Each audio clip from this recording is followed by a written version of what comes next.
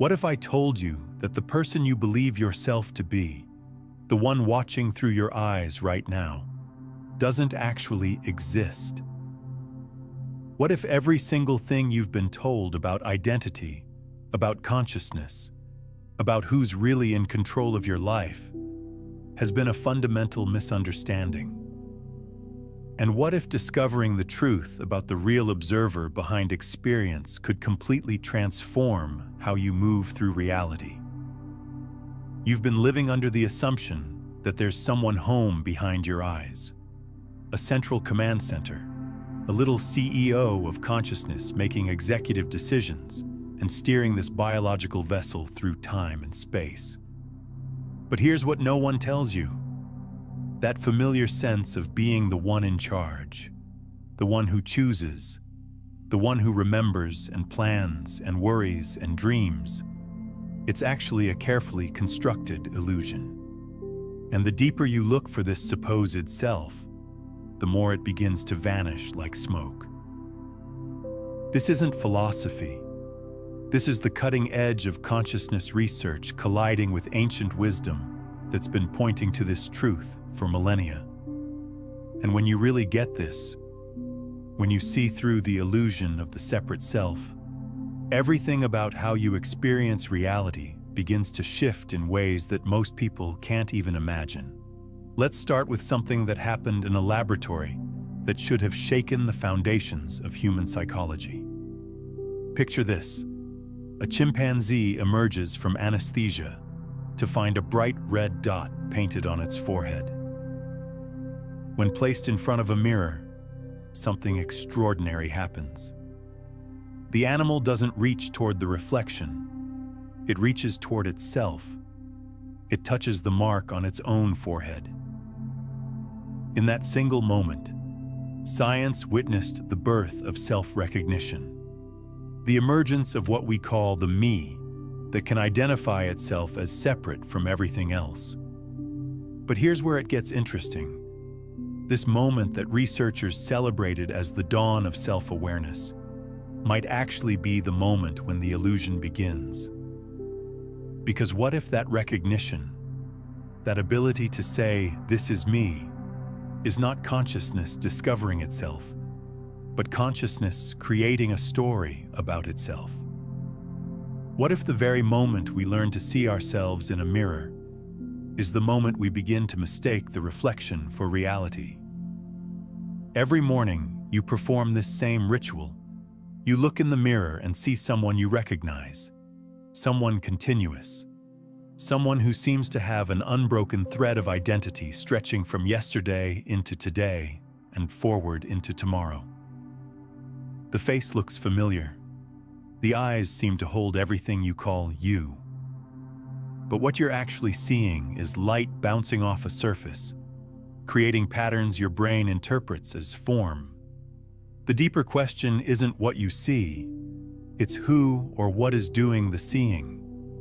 And this is where modern neuroscience starts to unravel everything you think you know about being human.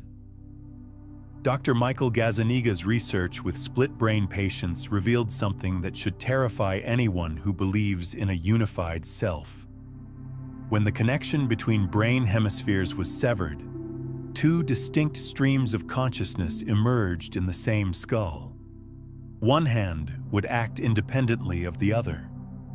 Two different wills seemed to inhabit the same body, each operating with its own agenda, its own awareness, its own sense of being in control. Think about this for a moment. If you truly believe you are the singular consciousness behind your eyes, which hemisphere was the real you? The left? The right? Or were both just different expressions of something far more mysterious? This research suggests that even in an intact brain, what you call you might already be a collection of competing processes masquerading as unity. But the most unsettling discovery came when researchers began measuring brain activity during decision-making. Dr. Benjamin Liebet's experiments revealed that neural preparation for movement begins up to half a second before people report being consciously aware of their intention to move. Let that sink in. The brain is already preparing for action before the conscious mind even knows it has decided. The experience of choosing feels like commanding, but it's actually more like being informed after the fact. What this means is that the story of "I decided" is not authored by the one you think is behind your eyes. It's a narrative constructed after the decision has already been made, designed to maintain the illusion that there's someone in control. The sense of being the decider, the chooser, the agent of your actions, it's all elaborate theater performed for the benefit of maintaining a coherent sense of self. Identity feels solid because it rests on the foundation of memory. You know who you are because you remember who you've been. Your past flows into your present, creating the illusion of continuity. But what happens when we examine memory itself? Dr. Elizabeth Loftus's groundbreaking research showed that memories are not recordings, they're reconstructions. Each time you remember something, you're actually rebuilding it from fragments, and those fragments can be altered, contaminated, or even completely fabricated. People can develop vivid, emotionally charged memories of events that never happened. They can recall childhood experiences in perfect detail, complete with sensory information and emotional responses, even when those experiences are entirely false. If the foundation of your identity, your personal history, can be this unreliable, how solid is the sense of self that depends on it? Consider what happens every single night. You go to sleep, and for hours, the self completely disappears. There's no continuity of experience, no sense of being the one behind your eyes. And when you wake up, you simply assume that the person gathering the fragments of memory and continuing the story is the same one who closed their eyes the night before. But what actually connects the you who falls asleep with the you who wakes up? Only memory. And memory, as we now know, is not a faithful record, but a creative reconstruction. This understanding isn't new. Buddhist philosophy has been pointing to this truth for over 2,000 years through the teaching of anatta, the doctrine of no self. According to this view, what we call the self is like a river that appears continuous, but is never actually the same water from moment to moment, or like a flame that seems steady, but is constantly being renewed by fresh fuel. The appearance of continuity masks a constant process of arising and dissolving. Modern cognitive science confirms this ancient insight. Your sense of identity is not a fixed structure, but a dynamic process. Every time you recall a memory, it gets slightly modified before being stored again. Your mind is constantly editing, rewriting, and updating the story of who you are. The you that exists today will remember events differently than the you of next month. Which version is real? The answer is that both are equally illusory, stories created in the moment of remembering. This means that the continuous self you experience is actually more like a movie than a photograph. Each frame appears connected to the next, creating the illusion of smooth motion. But there's no single unchanging element that persists through the entire sequence. What you call yourself is a process, not a thing. A verb masquerading as a noun. Now let's go even deeper. Modern physics reveals something extraordinary about the nature of reality itself. At the quantum level, particles don't exist in definite states until they're observed. The act of observation literally collapses infinite possibilities into a single actuality. Observer and observed are so intimately connected that they cannot be separated. Consciousness isn't just witnessing reality, it's participating in its creation. Your brain operates on similar principles, It doesn't passively receive information about an external world. Instead, it actively constructs experience based on sensory input, memory, expectation, and belief. What you call the world is actually your brain's best guess about what's happening, updated moment by moment based on incomplete information. Colors don't exist in objects. They're interpretations of electromagnetic wavelengths. The apparent solidity of matter is a construction that allows you to interact with quantum fields in useful ways. Even your visual field, which seems seamless and complete, is actually assembled from fragments with significant blind spots that your brain fills in automatically. Neuroscientist Anil Seth describes this as a controlled hallucination, so stable and consistent that you rarely notice its constructed nature. But here's the crucial question. If your entire experienced world is generated by the brain, who is it being generated for? Who is the audience for this elaborate production? Who is the witness to this controlled hallucination that you call reality? Ancient wisdom traditions have always pointed toward this mystery. Zhuangzi famously wondered whether he was a man dreaming he was a butterfly, or a butterfly dreaming he was a man. Buddhist meditation reveals that ordinary perception is like a veil, convincing but not ultimate. When advanced practitioners quiet the brain's default mode network through deep meditation, something extraordinary happens. The sense of being a separate self begins to dissolve, but awareness itself doesn't disappear. Instead, it's revealed as boundless, centerless, without beginning or end. This points to the heart of the mystery. If perception is a controlled hallucination, if memory is unreliable theater, if the self is just a story, then what you imagine to be behind your eyes isn't actually there. The self is part of the construction, not the constructor. What remains when the story stops is pure awareness itself, the silent space in which thoughts, emotions, sensations, and even the sense of self arise and dissolve. Here's what changes everything. Every attempt to find the thinker behind thoughts reveals the same paradox. Thoughts simply appear in awareness, remain for a while, then dissolve back into silence.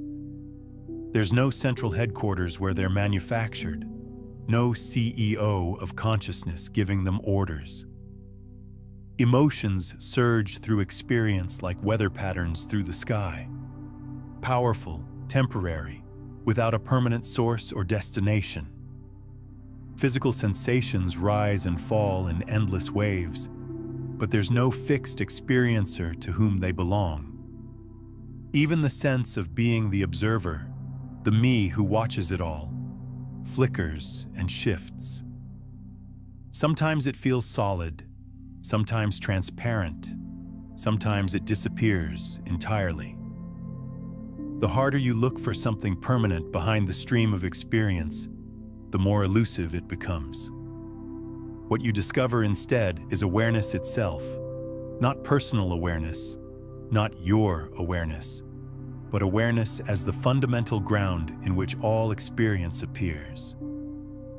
Take a moment and comment below with this phrase: I am the space, not the content. This isn't just a declaration.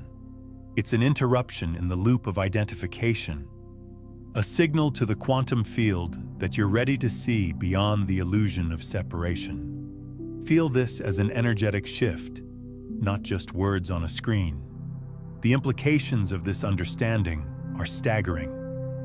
If free will as commonly understood is an illusion, if the self is a story, if you're not actually the one behind your eyes, then who or what is responsible for the unfolding of your life? Ancient traditions offer different perspectives on this mystery. The Greeks spoke of fate as threads woven into human existence. Hindu philosophy described karma as the intelligent unfolding of cause and effect, often beyond individual comprehension. Modern research approaches the same conclusion from a different angle. Perhaps what you experience as personal agency is actually the localized expression of a much larger intelligence. Perhaps what feels like individual choice is actually the universe expressing itself through the unique configuration of awareness that appears as your particular nervous system. The sense of being a separate self making independent decisions might be the most persistent illusion consciousness creates to navigate the relative world. But here's where quantum mechanics reveals something even more extraordinary about the nature of reality and consciousness. In quantum field theory, what we call empty space isn't actually empty. It's alive with virtual particles constantly popping into and out of existence. This quantum foam, this field of infinite potential, is the ground from which all matter and energy emerge, and consciousness appears to operate on strikingly similar principles. Thoughts don't arise from a thinker. They emerge from the field of awareness like quantum fluctuations appearing from the vacuum. Emotions don't belong to an experiencer. They're temporary perturbations in the field of consciousness, arising and dissolving back into the silence from which they came. What you've been calling your experience is actually more like localized turbulence in an infinite ocean of awareness. This isn't just a poetic metaphor. Research in quantum biology is revealing that biological systems, including the human brain, may actually operate using quantum mechanical principles. Microtubules in neurons might function as quantum computers, processing information in superposition states before collapsing into classical neural activity. If consciousness itself emerges from quantum processes, then the boundary between observer and observed becomes even more blurred than we previously imagined. Consider what this means for personal identity. In quantum mechanics, particles can exist in multiple states simultaneously until observation collapses the wave function into a single outcome. What if your sense of being a definite self is actually consciousness collapsing infinite possibilities into the appearance of a singular identity? What if the you think you are is just one potential configuration among countless others, temporarily stabilized by the act of self-observation? This begins to explain some of the most mysterious aspects of human experience. Have you ever noticed how your personality seems to shift depending on who you're with? How you can feel like completely different people in different contexts? What if these aren't just social adaptations, but glimpses of the quantum nature of identity itself? What if the coherent self you imagine is actually more like a probability cloud, temporarily collapsed into a specific configuration by the circumstances of the moment? The ancient Indian text, known as the Yoga Vasishtha, describes this beautifully. Consciousness is like an ocean, and individual minds are like waves, appearing separate and distinct, but never actually divided from the water that forms them. Each wave has its own shape, its own movement, its own temporary identity, but it's still just ocean appearing as wave. Similarly, what you call your individual consciousness is actually infinite awareness appearing as a localized perspective, a temporary focal point in the field of consciousness. This understanding transforms everything about how you relate to thoughts and emotions. When a disturbing thought arises, you don't have to identify with it or push it away. You can recognize it as a temporary perturbation in the field of awareness, no more personal than a wave is separate from the ocean. When intense emotions surge through your experience, you don't have to be overwhelmed by them or resist them. You can see them as weather patterns moving through the sky of consciousness, powerful, meaningful, but temporary. But let's go even deeper into the practical implications of this recognition. If the self behind your eyes is an illusion, what happens to personal responsibility? What happens to growth, to healing, to the very idea of working on yourself? This is where many people get stuck, thinking that recognizing the illusory nature of the self means nothing matters, that effort is pointless, that everything is predetermined. This is a fundamental misunderstanding. Recognizing that there's no fixed self doesn't mean that patterns don't exist or that transformation is impossible. It actually reveals transformation as the natural state of consciousness. Without a fixed self to defend or maintain, change becomes effortless, flowing, organic. The river doesn't struggle to flow. It simply follows the natural contours of the landscape. Similarly, when you stop trying to be someone specific, you become available to the intelligence of the moment. Here's what most people miss. The ego mind isn't the enemy to be destroyed. It's actually a remarkable evolutionary achievement, a specialized function of consciousness that allows for survival, learning, and navigation in the relative world. The problem isn't the ego's existence, but the mistaken identification with it as your true self.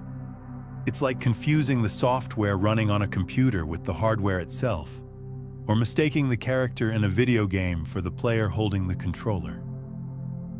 When you recognize that the personal self is more like a sophisticated interface than your actual identity, everything becomes workable. Psychological patterns can be observed and transformed because there's no one to protect them. Limiting beliefs can dissolve because there's no solid self they need to define. Emotional wounds can heal because there's no permanent entity to carry them forward. The very things that seemed most solid about your identity become the most fluid. Now, what we've explored today is really just touching the surface of what becomes possible when you begin to live as the witness consciousness rather than the separate self. The recognition that you are awareness itself opens doorways to what I call the master frequencies. 9 distinct transmission states that allow consciousness to broadcast itself through your being with complete coherence. While today's exploration reveals the foundation of who you truly are, there's an entire system for embodying this recognition and moving from the frequency prison of separation into effortless creation as the field itself. You'll find this complete framework in my book, Beyond the Frequencies, A Quantum Guide to Consciousness Mastery. It's linked in the pinned comment below. This is why ancient traditions developed practices like meditation, contemplation, and self-inquiry. Not to improve the self, but to see through the illusion of the self. Not to make the ego better, but to recognize what you are beyond the ego. When you truly see that you are the awareness in which all experience appears, the question of personal development becomes, how can this understanding be embodied more fully? How can life be lived from this recognition, rather than from the story of separation? And here's something remarkable that happens when this shift begins to stabilize. The world starts to feel less like a place you're separate from, and more like an extension of your own being. Other people stop feeling like separate entities you need to defend against or impress, and start feeling like different expressions of the same consciousness you are. Problems don't disappear, but they're held in a larger context that makes them workable rather than overwhelming. Relationships transform when you recognize that there's actually only one consciousness appearing as many. The person you're talking to isn't separate from you. They're another localization of the same awareness you are. Conflict becomes less about defending separate positions and more about consciousness recognizing itself through apparent difference. Love stops being something you do for another and becomes the recognition of what you share at the deepest level. This shift also transforms your relationship with time and mortality. When you recognize that you are not the temporary form, but the eternal awareness in which forms appear and disappear, death loses its sting. The body will certainly dissolve, the personality will fade, the memories will be forgotten, but what you truly are was never born and will never die. You begin to see that you've never actually been in a body. Bodies appear in you, consciousness, like images appearing on a screen. This isn't a belief system or a philosophical position. This is the direct recognition of what's actually happening right now. The words appearing on this screen are appearing in your awareness. The sounds in your environment are arising in consciousness. The sensations in your body are modifications of the same awareness that recognizes thoughts and emotions. There's no separate you having these experiences. There's just experiencing itself, knowing itself, being itself. Let me give you a practical way to investigate this directly. Right now, notice that you're aware of these words. Now notice that you're also aware of the awareness that's aware of the words. Can you find a boundary between the awareness and what it's aware of? Can you locate the supposed observer separate from the observed? The more clearly you look, the more obvious it becomes that awareness and its contents are not two different things. They're one seamless experiencing, appearing as the dance between knower and known. This recognition doesn't require special states of consciousness or years of meditation practice. It's available right now, as obvious as the sky, as intimate as your next breath. The only thing that obscures it is the habit of looking for it, as if it were an object in awareness rather than awareness itself. It's like trying to see your own eyes, impossible when you're looking for them, obvious when you stop looking and simply see. But even as this illusion crumbles, something undeniable remains. Right now, there is awareness present, something that registers these words appearing in your visual field, something that recognizes the rhythm of breath moving through your body, something that witnesses the arising and dissolving of thoughts. This awareness is not the thinker, not the doer, not the collection of memories that form an identity. It doesn't belong to the passing phenomena that appear within it, yet it holds them all. When the story of the separate self dissolves into the flickering construction it always was, awareness doesn't vanish. It remains, steady, silent, unchanging. So the question deepens even further. If the thinker isn't really thinking, if the actor isn't actually acting, if the one behind your eyes is just another appearance in consciousness, then what is it that recognizes all of this? If this exploration is touching something deep in you, something that feels more true than the stories you've been telling yourself, then I invite you to subscribe, not just to this channel, but to this frequency. This isn't about consuming content. It's about staying coherent with a truth that transforms everything once you really see it. It's about joining a community of people who are willing to question the most fundamental assumptions about identity and consciousness. The answer to who you really are cannot be found in the familiar story of me. That story is itself just another appearance in awareness, no more permanent than a passing cloud. What endures is the witness itself, the space in which thought, memory, choice, and identity all rise and fall. Unlike the flickering self-image, this witness doesn't come and go. It was here before your personal story began, and it will remain long after that story ends. You have never actually seen your own face except through reflections. You've never heard your true voice except as it echoes back through the world. You've never caught the thinker in the act of creating a thought before it appears in awareness. The you imagine sitting behind your eyes watching this unfold has never been directly observed, and yet something has always been present, an awareness in which every thought, every sensation, every emotion appears and disappears. That awareness is not part of your personal story. It's the stage on which all stories unfold. Through every change in your life, every transformation of body, every shift in personality, every forgotten memory and new experience, awareness has been the one constant.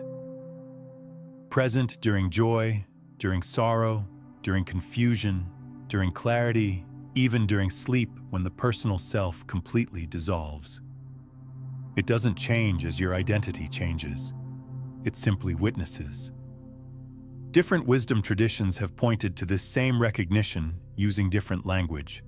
Vedanta calls it Sat Chit Ananda, existence, consciousness, bliss. Zen refers to it as original mind or Buddha nature. Sufi mysticism speaks of it as the face of the divine. Each tradition uses its own conceptual framework, but they're all pointing to the same silent presence that you are before you tell yourself who you are. When this presence is truly recognized, not just intellectually understood, but directly experienced, the illusion of separation begins to dissolve. The you behind your eyes is revealed as just another temporary appearance within awareness, no more substantial than a passing thought or emotion. What you discover is that you are not the character in the story. You are not even the author of the story. You are the awareness in which stories appear and disappear. What you truly are is the witness itself, boundless, indivisible, and utterly intimate with all experience while belonging to none of it. The same awareness that seems to shine through your eyes is the same awareness shining through every being, every expression of consciousness. It wears countless forms, but is never divided. It appears as billions of separate selves, but is actually one seamless recognition appearing to itself in infinite ways. This understanding completely transforms how you relate to everything. When you see that you are not the one behind your eyes, but rather the awareness in which eyes and worlds appear, the whole game changes. Problems don't disappear, but the one who was supposed to solve them is revealed as another appearance in consciousness. Thoughts still arise, but there's no thinker to whom they belong. Emotions still flow, but there's no separate self to be overwhelmed by them. Drop one word in the comments below that captures the recognition you're moving into, your energetic signature to the quantum field. And if you're ready to stay aligned with this understanding, subscribe not just to stay connected, but to remain coherent with what you're discovering about the nature of consciousness itself.